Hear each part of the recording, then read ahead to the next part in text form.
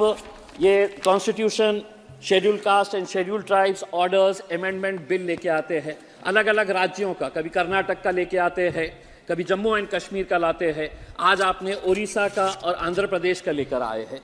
ये बहुत अहम मुद्दे हैं कि जहाँ पर आप कॉन्स्टिट्यूशन अमेंडमेंट अगर कर रहे हैं, किसी ट्राइब को इंक्लूड कर रहे हैं, तो आप एक कॉम्प्रिहेंसिव बिल लेके आइए पूरे देश भर का। टुकड़ों टुकड़ों के अंदर लाने का हमें भी कुछ तर्क समझ में नहीं आ रहा है कि इसके पीछे आपका मकसद क्या है। एक बात मैं ये कहना चाहता हूं अध्यक्ष महोदय कि जब सरकार को किसी को कुछ देना नहीं होता है तो सबसे आसान तरीका ये होता है कि एक कमेटी बना लो। और मैं किस मुद्दे के ऊपर ये बात कर रहा हूं, हमारी भारती पवार मैडम महाराष्ट्र से आती है, वो भी अच्छी तरह से जानती है कि 1955 से महाराष्ट्र का एक धनगर समाज ये गुहार लगा रहा है, सरकारें कितनी आई और चले गई, उनकी ये मांग है कि हमें शेड्यूल ट्राइब्स के अंदर इंक्लूड किया जाए करके। महाराष्ट्र के अंदर धनगर समाज को एनटी के अंदर इंक्लूड किया गया है और सेंट्रल लिस्ट के अंदर उन्हें ओबीसी का दर्जा दिया गया है। यह अजीब तरह का तर्क है। आप ये भी अच्छी तरह से जानते हैं कि धनगर और धनगढ़ एक ही है। धनगर समाज के सभी लोगों का कहना है कि दूसरे राज्यों के अंदर चूंकि वहां पर धनगढ़ लिखा हुआ है और महाराष्ट्र के अंदर इन्हें धनगर बोलकर बुलाया जाता है, तो महाराष्ट्र की सरकारों ने इन धनगरों के साथ कैसी नाइंसाफी की। कहते हैं कि नहीं, ये स्पेलिंग मिस्टेक है, आप धनगर नहीं है तो आपको एसटी के अंदर हम इंक्लूड नहीं कर सकते हैं। राणे साहब, आप भी अच्छी तरह से जानते हैं मराठाओं को रिजर्वेशन मिलना चाहिए, किसी ने भी उसका विरोध नहीं किया है। जरांगे पाटिल का हम सम्मान करते हैं कि एक सामान्य छोटे से गांव का एक आदमी ने पूरे महाराष्ट्र की सरकार की नाक में दम कर दिया कि मेरे समाज के साथ नाइंसाफी हो रही है, उसको इंसाफ मिलना चाहिए। दुर्भाग्यवश आप लोगों ने धनगर समाज का कोई नेता तैयार नहीं होने दिया, सिर्फ अपने राजनीतिक स्वार्थ की खातिर। धनगरों की आबादी कितनी है? धनगरों की 45 जमातें जो है, ट्राइबल जो है, वो महाराष्ट्र के अंदर है, नहीं, लेकिन उनका पॉपुलेशन कितना है अगर पूछेंगे तो कोई नहीं बताएगा। कोई कहता है कि 4% है तो कोई कहता है कि 10% है, क्योंकि 2011 के सेंसस के हिसाब से ये बातें चले आ रही है। इसीलिए जब कास्ट सेंसस होगा तो इनका भी डेवलपमेंट उसी के हिसाब से होगा कि इनकी आबादी कितनी है, जिसकी जितनी संख्या भारी उसके हिसाब से ही सब काम चलता है। तो हमारा ये कहना है कि अब महाराष्ट्र सरकार इनको कुछ दे नहीं रही है, तो 20 नवंबर 2023 को राणे साहब एक बार फिर से धनगरों के हाथ में लॉलीपॉप दे दिया गया कि एक कमेटी हम बना रहे हैं। वो कमेटी ये तय करेंगी कि दूसरे राज्यों के अंदर तुमको जो बेनिफिट दिए जा रहे हैं वो महाराष्ट्र के अंदर कैसे देना। तो एक कमेटी, और कमेटी आपको मालूम है कि कमेटी के ऊपर कमेटी, कमेटी के ऊपर कमेटी, कमेटी के ऊपर कमेटी, ये आप भुगत चुके हैं। आप देख चुके हैं कि महाराष्ट्र सरकार को जब मराठाओं को रिजर्वेशन देना था तो कितनी सारी कमेटी, आखिर लोगों ने बोले कि हम सड़क के ऊपर आएंगे करके। उसमें आप धनगरों के साथ क्यों इस तरह की नाइंसाफी कर रहे हैं? और होता यह है अध्यक्ष महोदय, जब कुछ देना नहीं होता है तो राज्य सरकार कहता है कि केंद्र सरकार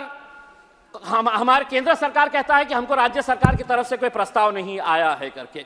जबकि पृथ्वीराज चौहान, जब कांग्रेस के नेता और कांग्रेस के लीडर जब मांग ये करते हैं कि इनको देना चाहिए, तो उस वक्त उन्होंने झूठ कहा था कि हमने ऑलरेडी केंद्र सरकार को भेज दिए हैं, धनगरों को रिजर्वेशन मिलना चाहिए। सरासर पृथ्वीराज चौहान साहब जो उस वक्त के मुख्यमंत्री थे, उन्होंने झूठ बोला था, कोई प्रस्ताव नहीं भेजा गया था। अब तो आपकी ही सरकार है, महाराष्ट्र के अंदर भी आप बैठे हुए हैं, केंद्र के अंदर भी आप बैठे हुए हैं, तो ये एक दूसरे के ऊपर इल्जाम लगाने का कोई फर्क यही नहीं है। आपको अगर सही मानों में इंसाफ देना है तो आप दे सकते हैं, लेकिन आप इसी तरह का महाराष्ट्र के अंदर आपको मालूम है कि धनगर समाज, अगर हम 48 लोकसभा की सीटों की अगर हम बात करते हैं तो 4 लोकसभा की सीटों के अंदर तो सिवाय धनगर का कोई आना ही नहीं चाहिए। आप अच्छी तरह से जानते हैं बारामती पूरा टोटल उनका इन्फ्लुएंस है, माढ़ा पूरा टोटल धनगर समाज का आना चाहिए, शोलापुर, सतारा, ये 4 लोकसभा की सीटें। 288 विधानसभा की सीटों की अगर हम बात करते हैं तो कम से कम 35 से 40 विधानसभा की ऐसी सीटें हैं जहां पर सिर्फ धनगर समाज का ही प्रतिनिधि वहां से चुनकर आ सकता है। धनगर समाज का अध्यक्ष महोदय एक इतिहास रहा है।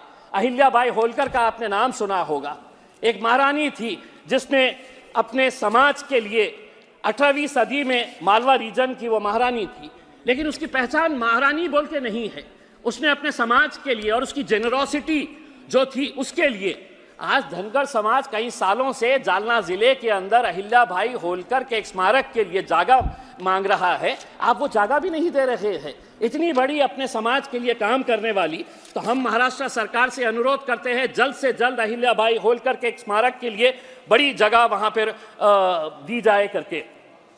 दूसरा ये है कि ये जो अलग अलग समाज के ये आ रहे हैं, अध्यक्ष महोदय, मुसलमानों के बारे में भी सांसद कहते हैं कि मुसलमानों को भी रिजर्वेशन देना चाहिए, लेकिन मैं आपको ईमानदारी के साथ कहता हूं, मुझे आपसे मांगना मतलब यह है कि मैं अपना साथ दीवार के ऊपर फोड़ने के बराबर है, क्योंकि आप लोगों ने तो हमारे साथ एक ऐसा रवैया इख्तियार कर लिया है कि हम आपको सिर्फ सांस लेने दे रहे हैं, यही बहुत बड़ी बात है। इसीलिए मैं आपसे रिजर्वेशन कैसे मांग सकता हूं, लेकिन अगर इस मुल्क को तरक्की करना है, इस देश को तरक्की करना है, तो आपको यह मानकर चलना पड़ेगा कि मुसलमान भी इस देश का एक बहुत बड़ा हिस्सा है, उसके साथ भी इंसाफ होना चाहिए। तो अगर आप सभी समाजों को साथ में लेकर जाएंगे जी। राणे साहब, जिस्म का एक हिस्सा अगर कमजोर हो गया तो वो ताकतवर जिस्म नहीं कहलाता है, वो अपाहिज हो जाता है, वो हैंडीकैप हो जाता है। इसीलिए आपको अगर इंसाफ करना है तो आप जिस तरह से आज ओडिशा और आंध्र प्रदेश के शेड्यूल्ड ट्राइब्स को इसके अंदर ऐड कर रहे हैं, मेरी ये मांग है कि धनगरों को भी आप महाराष्ट्र के अंदर जल्द से जल्द रिजर्वेशन देने का फैसला करिएगा और कुछ इंसाफ मुसलमानों के साथ भी करेंगे, कभी ना कभी तो करेंगे। एक ना एक दिन आपको यह एहसास होगा कि नहीं, ये भी मेरा एक भाई है, इसके साथ भी इंसाफ होना चाहिए। श्री विंसेंट एच पाला जी, धन्यवाद।